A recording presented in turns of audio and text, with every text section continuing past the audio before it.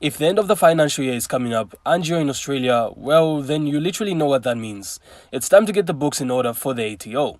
Luckily, QuickBooks Online does a lot of the heavy lifting for you, as long as you know where to look. So in this video, we're going to be breaking it down. The Reports tab in QuickBooks is your best friend at the end of the financial year. Let's go through the key reports you want to run and why each one of them matters.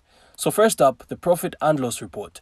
This shows your income versus expenses for the year. From 1st of July all the way to June 30, it's basically a report card for your business. How much came in, how much went out, and whether you're in profit or not. The ATO and your accountant will both need this. And next, the balance sheet.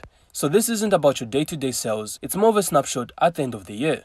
It shows what your business owns and owes. Things like bank balances, outstanding invoices, loans, and equity. So if you've got investors or you're applying for finance, this one is crucial.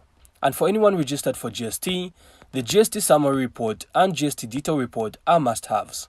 They show exactly how much GST you've collected on sales and how much you've paid on expenses.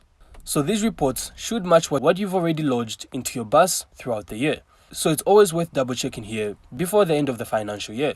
And if you run payroll in QuickBooks, don't forget about the payroll summary report and the STP finalization report. This is the one that sends final figures to the ATO so employees can see their income statement in MyGov. So if you miss this step, your team might not be happy come tax time. Now here's a tip that can help you save a lot of stress.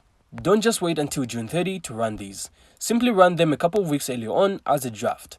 That way, if you spot an expense coded to the wrong category or a bank feed that's unreconciled, you've still got time to fix it. And once you're happy, you can then set your date range to the full financial year from 1st January through to June 30th and export everything as a PFD or Excel.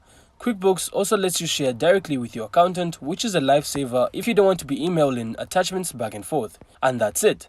So I really hope you found this insightful, and if you did, make sure to leave a like and of course subscribe, then we'll see you on the next one.